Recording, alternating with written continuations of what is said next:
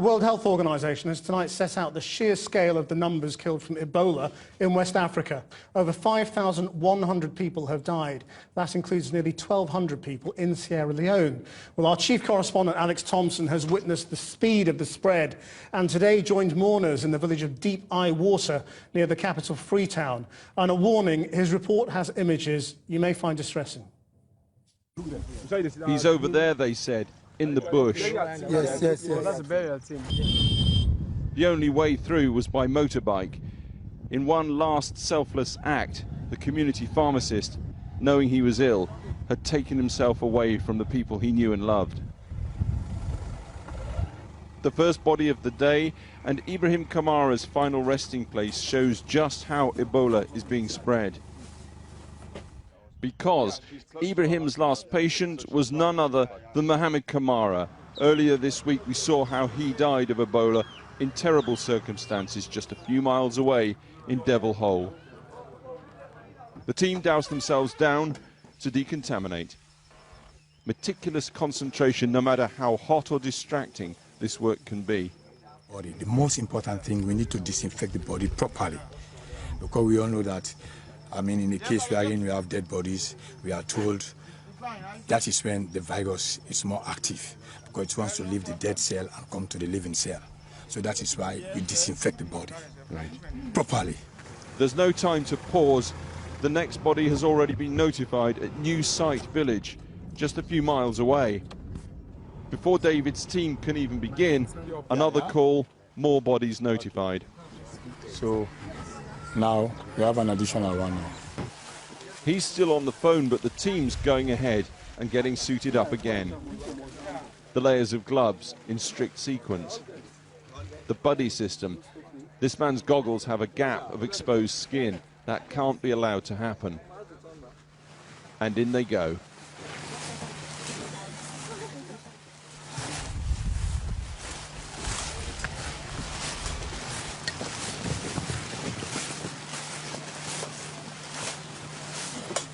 They spray their way carefully the last couple of meters to Abdul Jure's body on the veranda. Swabs are taken.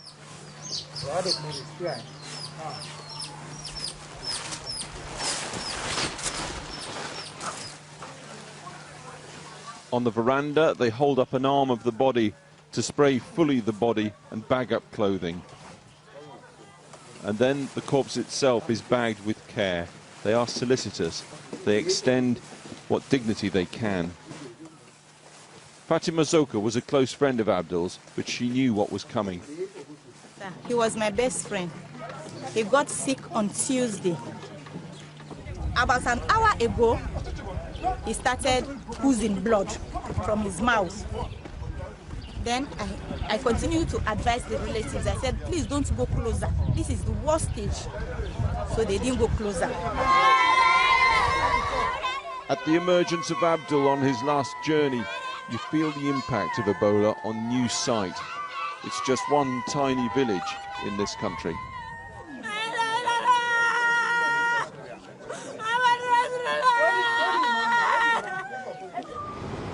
And yet, all that has to be soon left behind. We're going to Yam's farm now. It's just a few minutes' drive away. And there, the village chief is haranguing the Red Cross. Yet another village where they called the ambulance but nobody came because there are not yet enough hospital beds. Struggling with endless phone calls, David Don Parsons has to make peace. Okay, let me just enlighten the situation. Now, this is the Red Cross burial team. Our mandate simply means for collect dead body and not sick people. We're not in charge of sick people. People in this village are increasingly frustrated. They dial 117, and as we've seen here all week, no ambulance comes because there are still not enough hospital beds. You can't tell people in a situation like that, look, it's okay, there's going to be plenty of beds in this country in a month or 2 months. They need the beds now. It's tense, but the body retrieval team who've come to extract Mohamed Samora a well-known contractor here, must go about their business. All around, though, anger, frustration and grief is building. Then, at the emergence of the stretcher, something snaps. His wife, delirious with grief.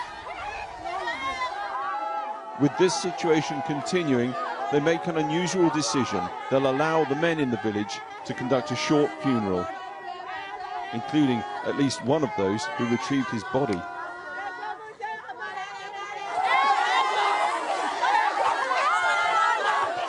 And then it's over, the last journey, and the grief explodes. Well, let's go live to Alex Dow. You've been in Sierra Leone for a week now.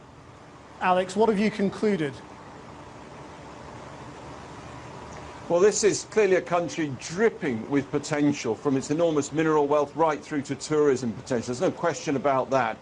And then came Ebola. It's slowly, stealthily dismantling all of that potential before our very eyes.